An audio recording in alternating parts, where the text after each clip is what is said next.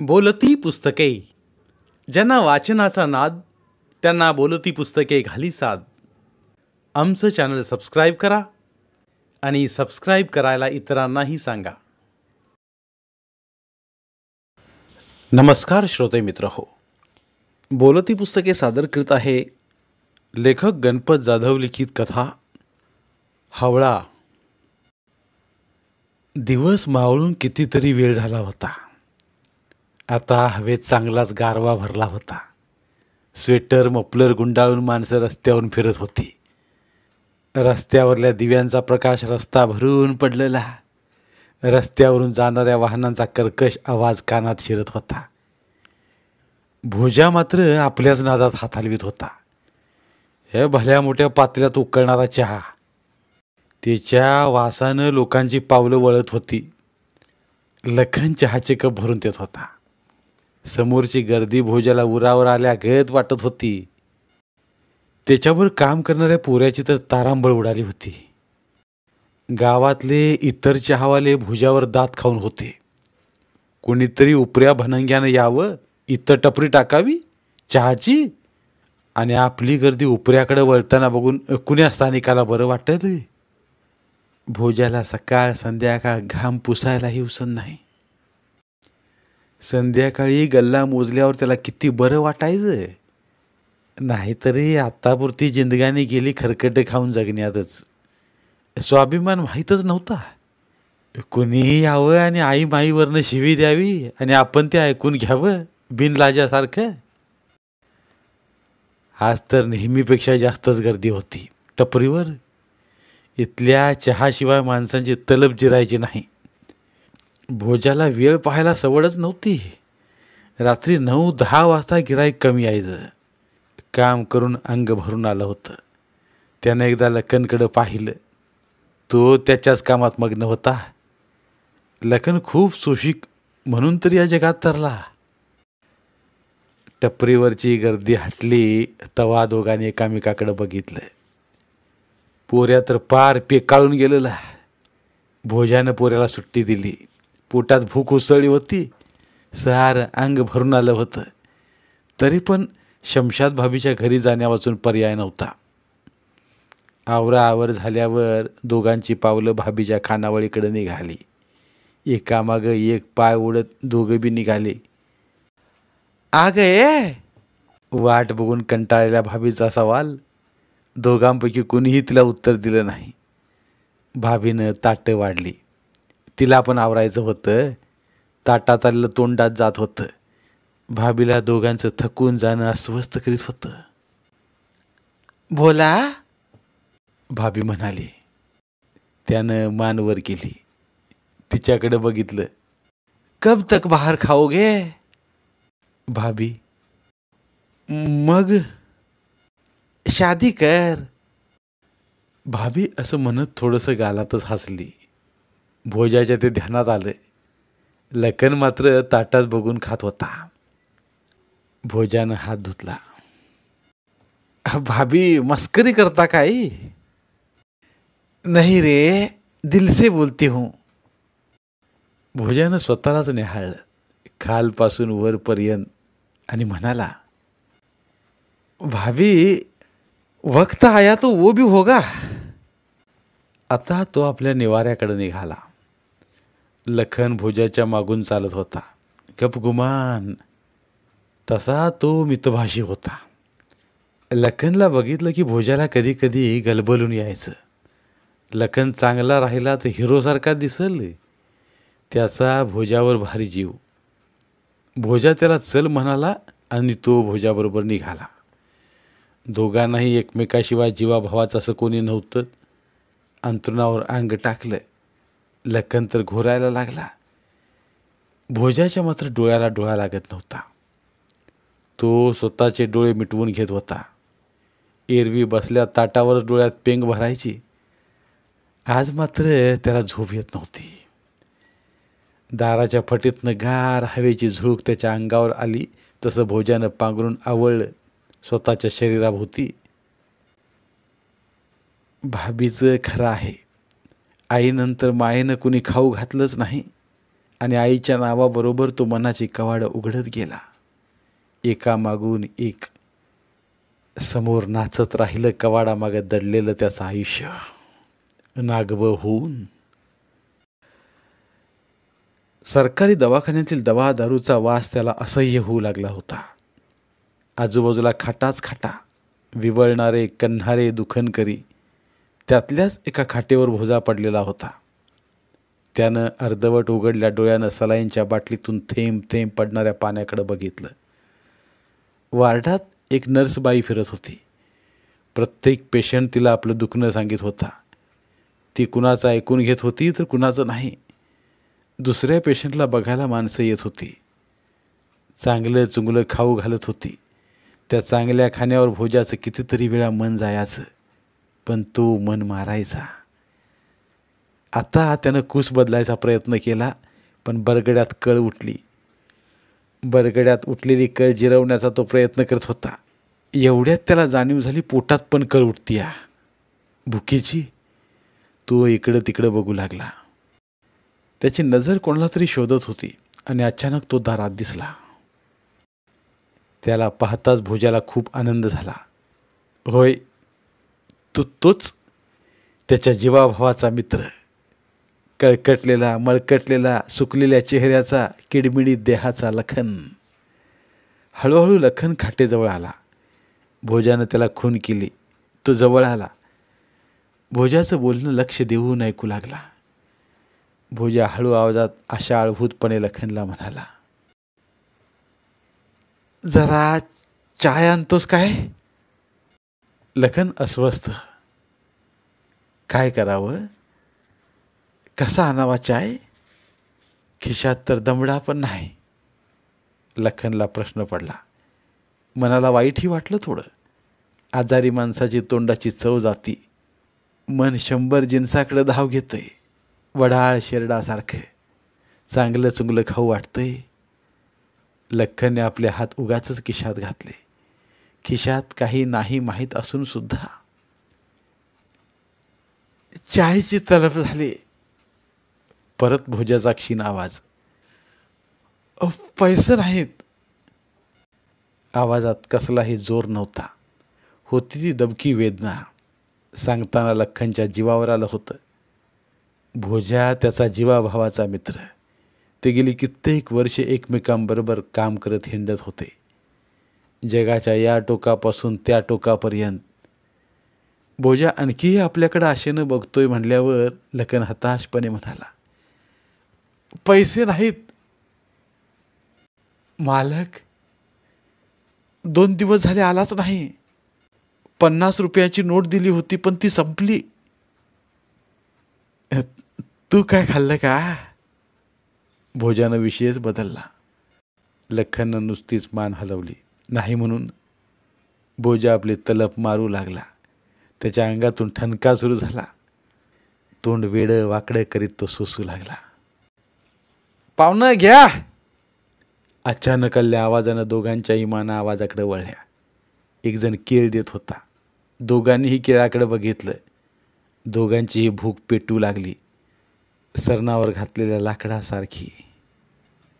थोड्या वेळानं दवाखान्याचं जेवण येईल भूक मारण्यासाठी. लखन घेते, भोजा म्हणाला. लखननं केळ घेतलं आणि भोजाला देऊ लागला. नको नको मला. का? आजारी माणसाला पचतंय होई. खोटी थाप. भोजाचा आवाज जड जड होत होता. प्रचंड काळ्या कातळाखाली चेंगरल्यासारखा. लखनने केळ सोललं आणि गबागबा खाऊ लागला. भोजा मात्र सलाईंच्या बाटलीवर नजर रुतवून पडून राहिला. आपलं आयुष्य, छे, ह्याला आयुष्य कसं म्हणायचं? काहीतरी बदल घडवायला हवा. उपाशीपोटी कळा सोसत भोजाच्या मनात पण नांगरट होत होती. आठवणीची ढेकळं उलती पालती होत होती. मालकानं दिलेलं 50 रुपये कधीच संपलं. 50च्या नोटीचा काय दम. मालकानं भोजाची कसलीच काळजी केली नव्हती. तो आता दवाखान्यात येईल की नाही हेही माहीत नव्हतं. पैशाला चिकटून बसणारा माणूस. म्हणून तर रंजलेली गंजलेली अनाथ माणसं त्यानं धंद्यासाठी म्हणून गोळा केली होती जगाच्या कानाकोपऱ्यातून. भोजाच्या दुखापतीचं त्याला देणं घेणं नव्हतं, कारण तो मालक त्याचा सोयरा का धायरा. भोजा विचार करत होता. एवढ्यात गळ्यात टेथोस्कोप अडकवून डॉक्टर आले. कसं काय, बरं वाटतंय ना, डॉक्टर म्हणाले. भोजा डॉक्टरला उत्तर न देता नुसताच हसला, गालातल्या गालात. डॉक्टर मात्र खूप घाई असल्यासारखी पुढे निसटले देखील. वाड्यात माणसांच्या बोलण्याचा आवाज वाढत चालला. खाटावर झोपल्या पेशंटची हालचाल सुरू झाली. भोजानं लखनला विचारलं, काय जेवण आलं? भोजाला बरं वाटलं. आता हातड्याची भूक शांत होईल. फक्त डोळं झाकून पोटाच्या गर्दाडात भरायचं. भोजाला बाप माहीतच नव्हता. त्याला माहीत होती फक्त आई, काळी सावळी पण नाकी डोळी नीटस. चेहरा तर सिनेमातल्या नटीसारखा. त्याला आई खूप आवडायची. त्याला जसं जसं कळू लागलं तसं आईचं रंगरूप बदलू लागलं. डोक्यावरची दाट केस पातळ झाली.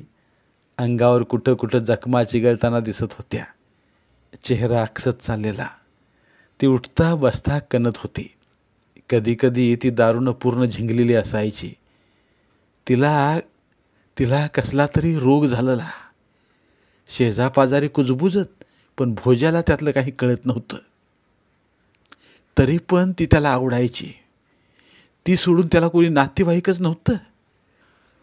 मोठमोठाल्या आलिशान बंगल्यांच्या बाजूची ती झोपडपट्टी, सरकारी जागेवर बसलेली, फतकल मारून. घरं ती कसली, जुनाट पत्रे, प्लॅस्टिक, कागद, छापड्या, पोती मिळेल त्या सामानापासून बनवलेले निवारे. ते उंबरा नसलेले. रोज 2-4 झोपड्या उठायच्या. त्या जागी नवीन झोपड्या बसायच्या. 7-8 झोपड्या मात्र बऱ्याच वर्षांपासून आपलं बस्तान बसवून होत्या. कुत्री, डुकरं आणि माणसं सारी एकत्रच. कसलाच भेदभाव नाही. रात्र सरत आली तरी इथल्या लोकांच्या कळवंडी संपायच्या नाहीत. शेजारच्या आलिशान बंगल्यातली माणसं चुकूनही इकडं बघायची नाहीत. इथंच भोजा वाढत होता. पाठीवर काचपत्र्याचा झुळणा घेऊन त्याची आई त्याला लहानाचा मोठा करीत होती. पोटासाठी श्रीमंताने केलेली घाण चाचपीत होती. भोजा झोपड्याला राखण बसायचा, येणा जाणाऱ्या माणसांना बघत. खरं तर राखण करावं असं त्या झोपडीत काहीच नव्हतं, पण दारुड्यासाठी भाकरी खायची ताटली पण किमती असायची. म्हणून भोजा झोपडी सोडायचा नाही. झोपड्यांच्या आसपास शिंबडी, मेकडी, ओगडी, नागडी, कळकट मळकट पुरं दिवसभर खेळत असायची. वरडायची, आरडायची, मारामाऱ्या करायची. भोजा कधीच त्यांच्यात मिसळत नव्हता. तो एकटाच आपल्या झोपड्यात असायचा. पोरांची त्याला खूप भीती वाटायची. एकदा तो असाच पोरात मिसळला. खेळात सामील झाला. खेळता खेळता बिगाडी झाला. सारी पोरं भोजाला बुटक्या, ये बुटक्या म्हणून चिडवू लागली. तिचं चिमटं काढू लागली, टाळक्यात मारू लागली. भोजा वैतागला, रडू लागला. त्याच्या रडण्यानं पोरं जास्तच चेकाळी. आपण पोरांच्या तावडीतून सुटत नाही हे ध्यानात आल्यावर त्यानं एक दगड उचलला, भिर्र करून भिरकावला. एक पोरग रक्तबंबाळ झालं. सारी पोरं मग पळाली. भोजा मात्र रक्त बघून घाबरला. आपल्या झोपड्यात दडून बसला. दिवसभर काही घडलंच नाही. संध्याकाळी ते पोरग, त्याचा दारू पिलेला बाप आणि 4-2 माणसं आली. त्यांना बघताच भोजाच्या काळजाचं पाणी पाणी झालं. तो घोळका झोपडीला भिडला. भोजाच्या आई पुढं झाली. त्या पोराच्या बापानं भोजाच्या आईला चांगलंच निहाळलं. तो उसळला, घाण घाण शिव्या देऊ लागला. त्याच्या तोंडातनं दारूचा भपकारा बाहेर पडत होता. तो भोजाच्या अंगावर उसळत होता. भोजा आईच्या आड दडत होता आणि ती हात जोडत होती. एवढ्या बार पोराकडनं चूक झाली, माफ करा. तुझं 12चं बुटकं माझ्या पोराचं डोकं फोडलंय, मी पण त्याचं डोकं फोडणार. म्हणून तो माणूस मोठमोठ्यानं वरडत होता. ताड ताड उडत होता. आपल्या लेकराला बुटका म्हणलेलं तिला खपलं नाही. ती नागिनीसारखी चवताळी, फुतकारली. आजारी बाई असून गड्याच्या छातीला भिडली. ती त्याच्यावर झुंबू लागली. भोजा मात्र मोठमोठ्यानं रडत होता. त्या माणसानं तिला खाली पाडलं. रंडे, हे बघ, हे बघ, आणखी तुझ्या बोकांडी बसतोय, असं म्हणत तिच्या अंगावर बसला. हाणू लागला. ती पण खालनं हाणत होती. शिव्या शाप देत होती. सारी झोपडपट्टी जमली, पण कोणी मधी पडेना. भोजाला वाटलं आता आपल्या आईला हा माणूस मारून टाकणार. मार खात असलेली आई बघून तो भोवतीनं नुसताच रडत वरडत होता. एवढ्यात सोन्यादादाचा आवाज त्याच्या कानावर आला. त्याच्या आवाजानं गर्दी पांगली. सोन्यादादानं त्या माणसाला 2 झपडा मारून हाकलून लावलं. सोन्यादादा एक चोर होता. थोड्या अंतरावर त्याची झोपडी होती. लोक त्याला भिवून असायचे. त्यानं भोजाच्या आईला सोडिवलं. भोजाची आई कणत होती, विवळत होती. तिनं भोजाला छातीशी कवटाळलं. दोघा मायलेकरांच्या डोळ्यातून आसवांच्या धारा कितीतरी वेळ गळत होत्या. आता तिला नवीच काळजी वाटू लागली होती. आपलं पोरगं बुटकं आहे हे तिच्या कधीच मनात आलं नाही. आत्ता मात्र तिला त्याची काळजी वाटू लागली. कसं होईल आपल्या माघारी, हे आठवून ती हुंदक्यावर हुंदके देत होती. ही भांडणं लागेपर्यंत या झोपडपट्टीला भोजाच्या आईविषयी जास्त माहिती नव्हती. आज त्या माणसानं तिचं आयुष्य खरवडून काढलं सगळ्यांसमोर. भोजाची आई म्हण एक वेश्या होती. भूतकाळात तो माणूस तिच्याकडे कधी काळी गिराईक म्हणून गेलेला. भावनेच्या भरात पोटात वाढणाऱ्या भोजाला तिनं जन्म दिला. सगळ्या बाया म्हणत होत्या, काय करशील या पोराचं, जन्माला घालशील, पण जग त्याला टोचा मारून मारून घायाळ करील ग, धंदेवालीचा पोरगा म्हणून. तिनं ऐकलं नाही. हजारोची कमाई घालिवली तिनं. तिच्याकडे नेहमीच माणसांची गर्दी असायची. सजून धजून उभ्या राहिल्या कित्येक जणीला ओलांडून गिराईक हिच्याकडेच यायचं. बऱ्याच जणींच्या डोळ्यात ते खुपत होतं. त्यातच काळ तिच्यावर उलटला. तिला आजारानं धरलं. ती खंगू लागली. तिच्या तोंडावरची रया चालली. अंगावर पुरळ उठू लागलं, पिकू लागलं, फुटू लागलं. वाट बघणारी माणसं बगल देऊन चालली. तिला हेवा वाटणाऱ्या बायांनी तिला मारून हाकलून दिली तिथनं. आपल्या काळजाच्या तुकड्याला भोजाला घेऊन ती या सरकारी जागेत आली. पोटासाठी झोळणा पाठीवर मारला. काचपत्र गोळा करायला. ती आपलं आणि लेकराचं पोट जगवू लागली. तशी ती खंगत खंगतच होती. तिला स्वतःचाच भरवसा वाटत नव्हता. रात्रंदिवस तिला छळणारी गोष्ट म्हणजे आपल्या माघारी भोजा कसा जगेल हीच.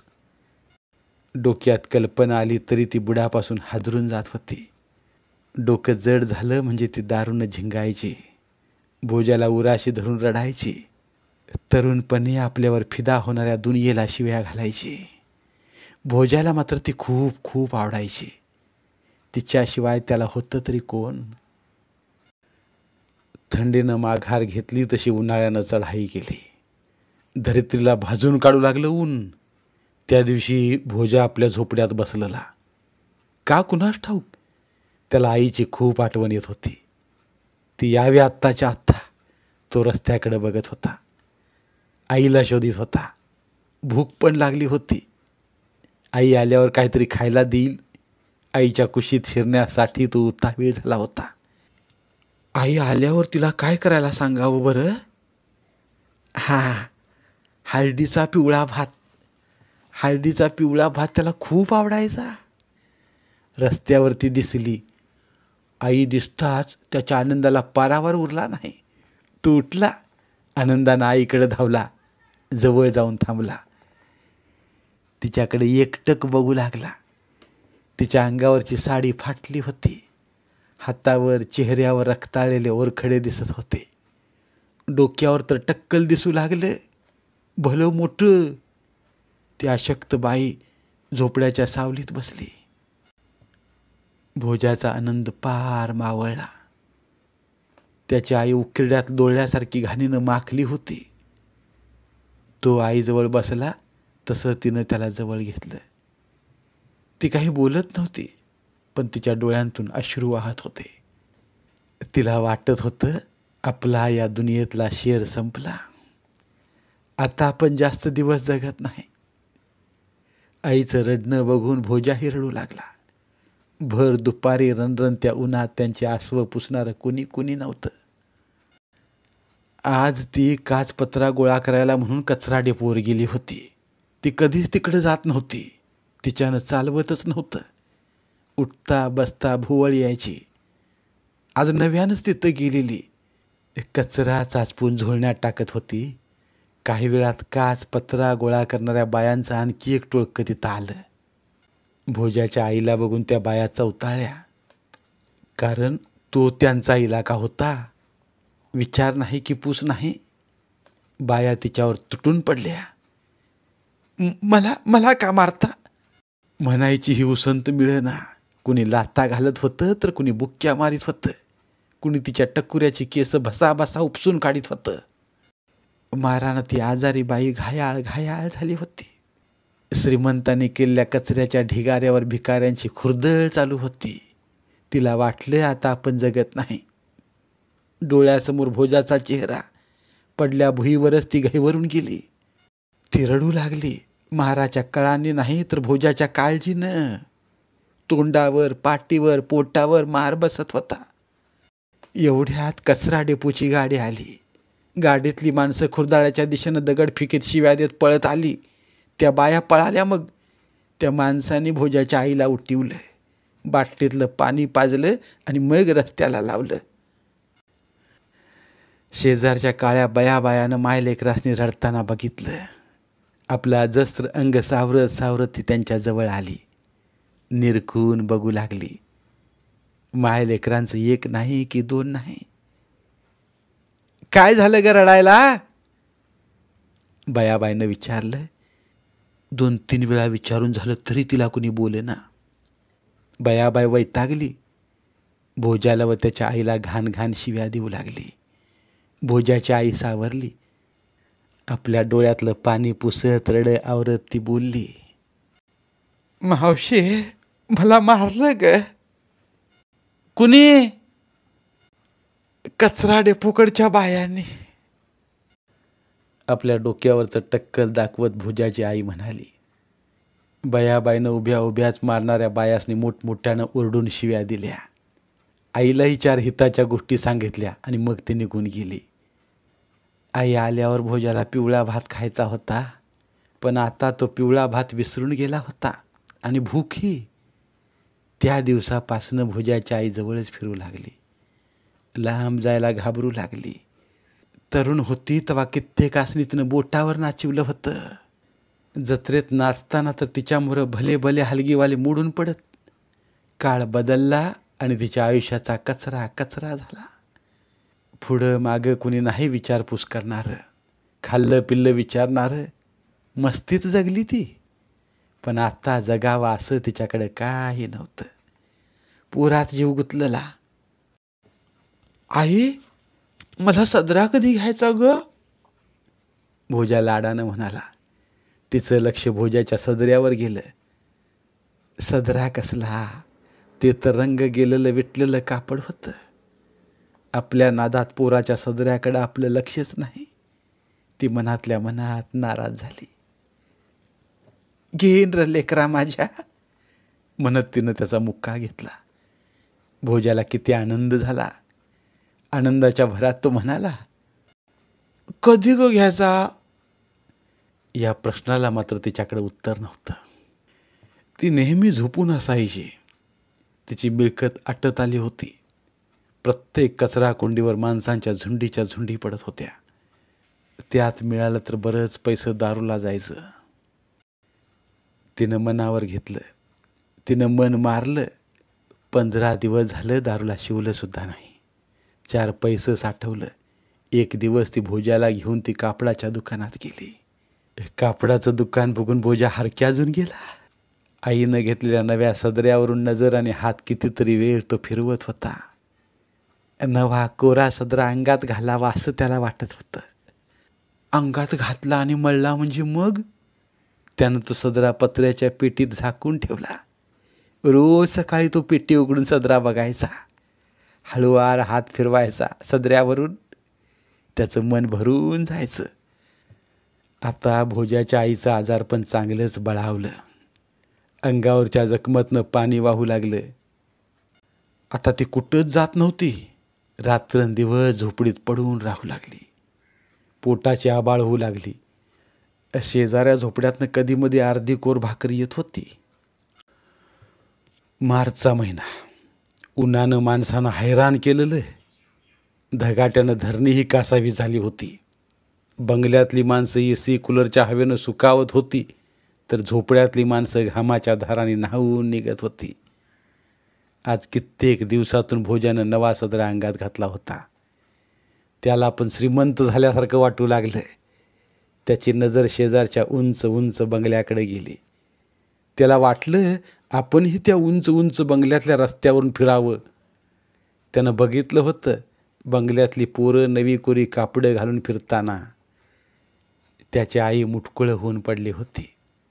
त्यानं आईला उठवलं सदरा बघण्यासाठी म्हणून.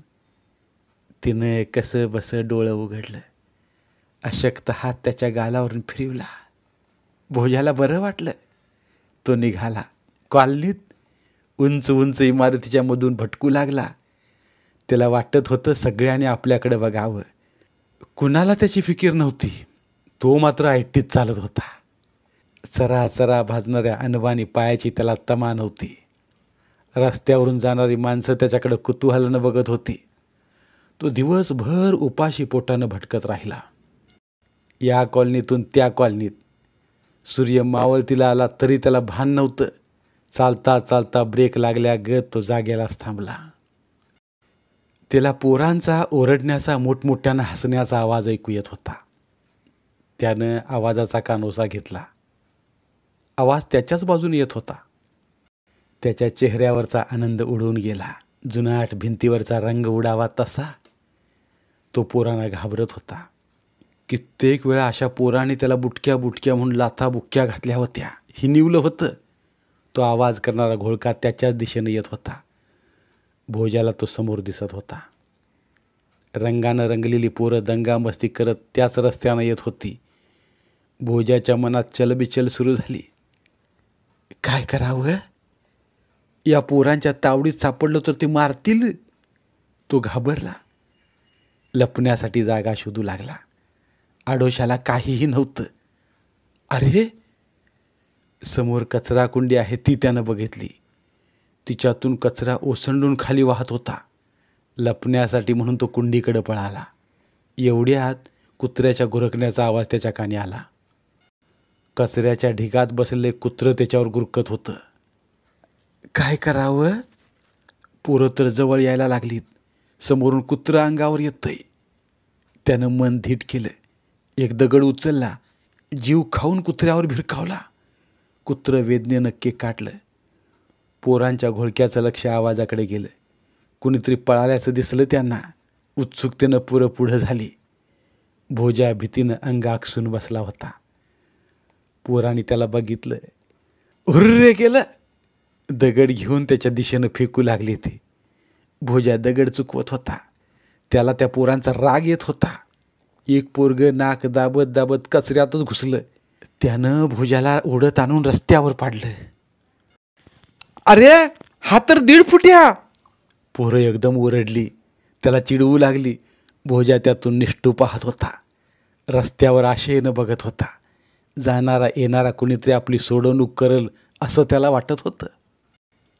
जाऊ द्या रे गरीबाला, एक पोरगा म्हणाला. भोजा मात्र भिदरल्या नजरेनं पोरांकडे बघत होता. कुणी त्याला मारलं नाही. थोडं हिनिवलं. घोळका पुढं निघाला. पोरांच्या तावडीतून सुटल्याचा भोजाला आनंद झाला.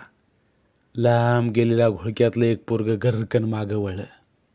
हातातली रंगाची पिचकारी भोजाच्या अंगावर त्यानं रिकामी केली आणि हसत खिदळत घोळका निघून गेला.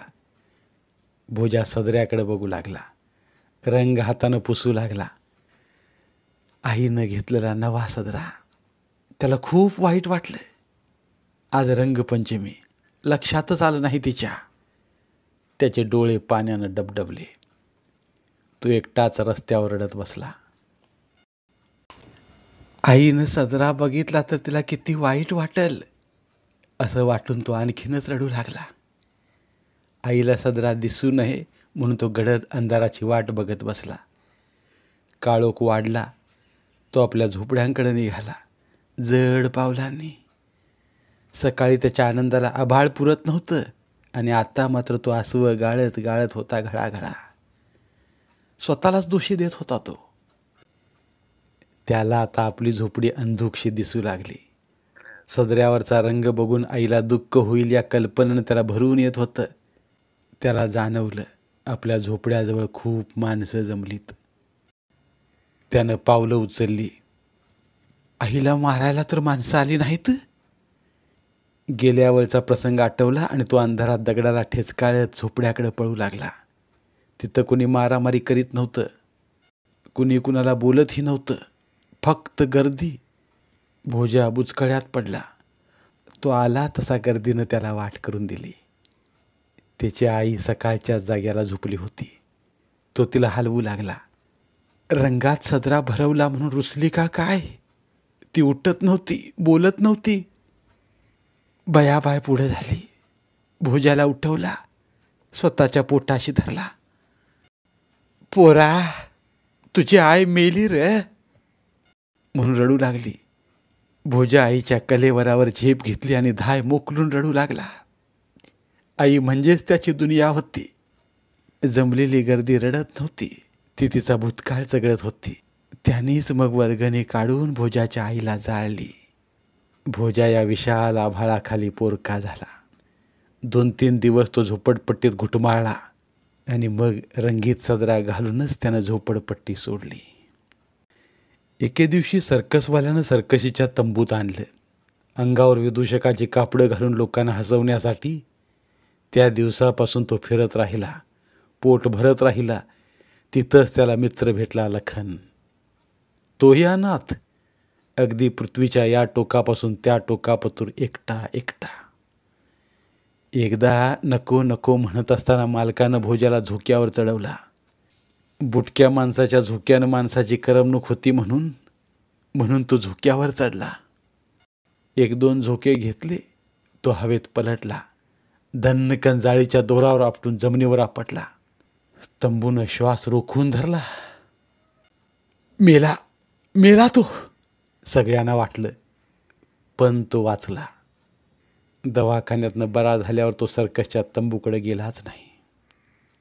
त्यानं स्वतःची वाट निवडली, स्वाभिमानाची. त्याच्याबरोबर होता लखन. भोजा चल म्हणाला आणि न बोलता लखन त्याच्या मागं चालत आला.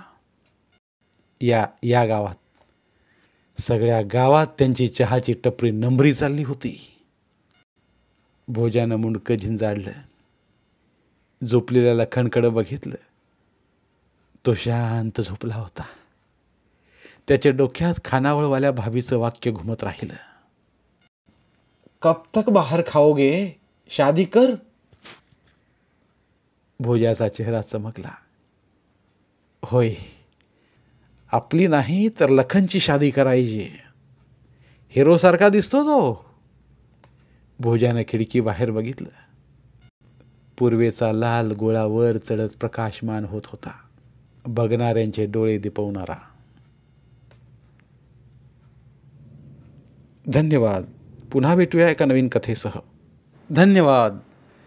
बोलती पुस्तके श्रोते मित्रांसाठी मराठी साहित्याचा खजिना फक्त 59 रुपयात.